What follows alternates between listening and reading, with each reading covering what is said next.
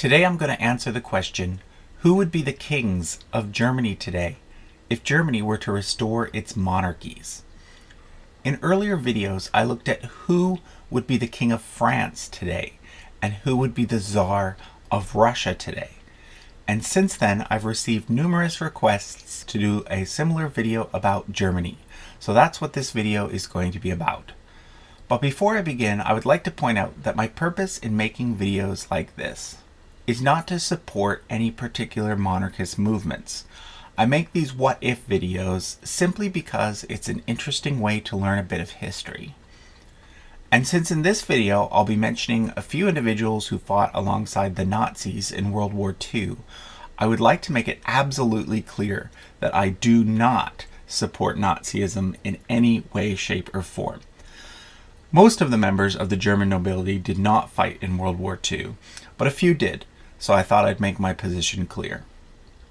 So with that out of the way, the next thing I need to point out is the fact that I've used the word kings, plural, instead of just king of Germany. That's because before Germany became a republic, it actually had 4 kings, not just one. To explain, let's quickly look at a map of the German Empire prior to World War I. The German Empire was made up of a bunch of different German states, 4 of which were kingdoms.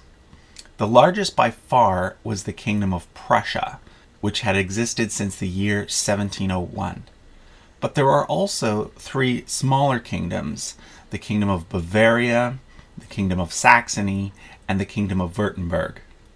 These 3 were formed around 1806, which is when the Holy Roman Empire was dissolved. It was also during the time when Napoleon was ruling most of Europe.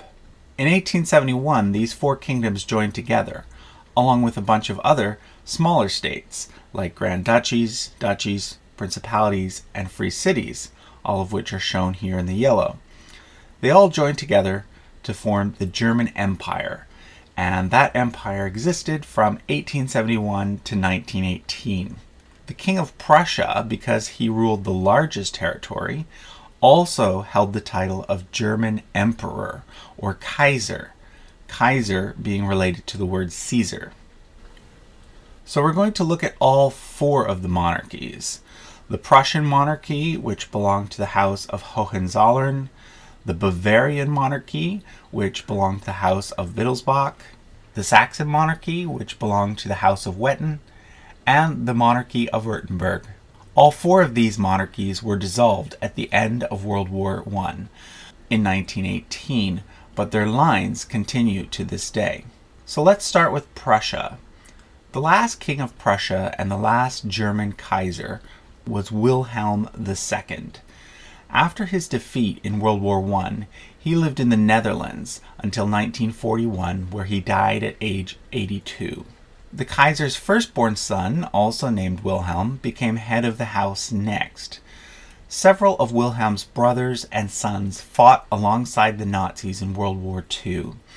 In fact, his firstborn son died while fighting in France in 1940, although he had actually given up his succession rights earlier in order to marry a woman of unequal rank. So when the former crown prince died in 1951, the leadership of the house passed to his second son, Prince Louis Ferdinand. Unlike other members of his family, Louis Ferdinand was opposed to the Nazis and had spent much of his youth in America. In fact, he was imprisoned at Dachau near the end of the war because Hitler did not trust him. He lived until 1994 and had 4 sons. However, the first 2 sons married outside the nobility, so the line passed through his 3rd son. But that son died before him in 1977, and therefore, when Prince Louis Ferdinand died, the title of head of house went directly to his grandson, Prince George Friedrich. So if there were to be a German Kaiser today, or a King of Prussia, it would be this individual here who would be the best candidate for that job.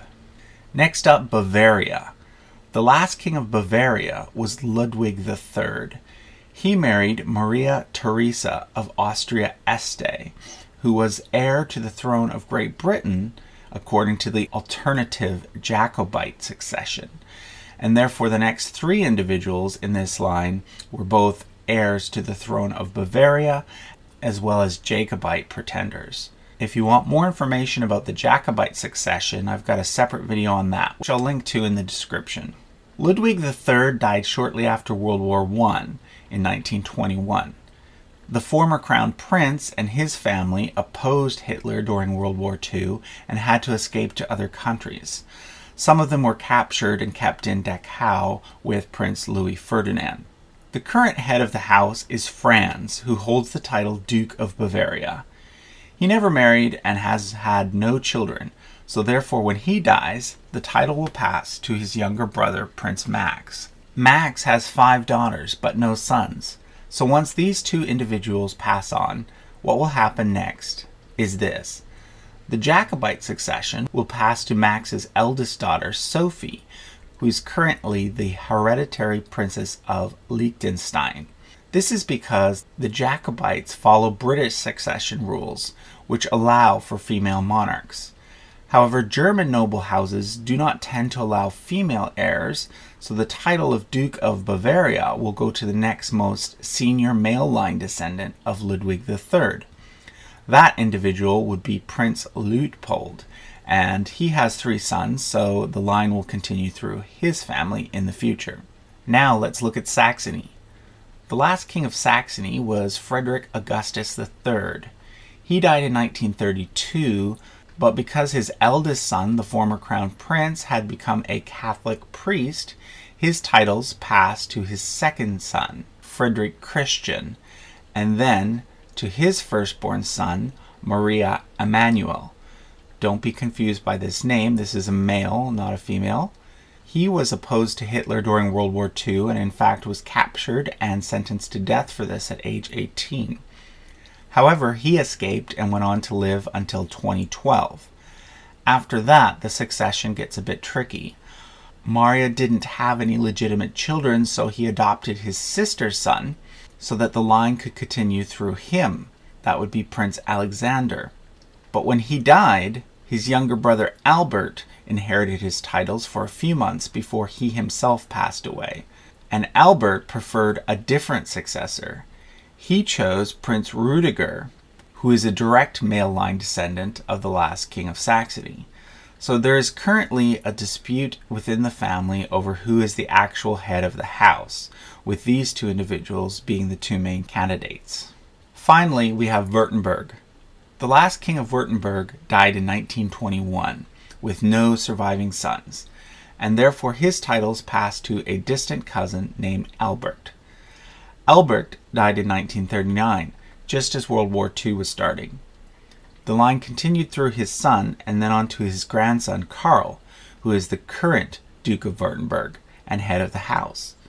His son Frederick was to inherit his titles, but Frederick actually died just a few months ago in a car accident. That makes his eldest son, also named Frederick, the heir. So that covers the former kings of Germany and their current heirs. Support for a return to a monarchy is low in Germany, and therefore it is extremely unlikely that any of these individuals will ever become a monarch. If you'd like to download an electronic version of this chart, I will post a link in the description. Thanks for watching, and be sure to subscribe to the channel for more historical family tree charts.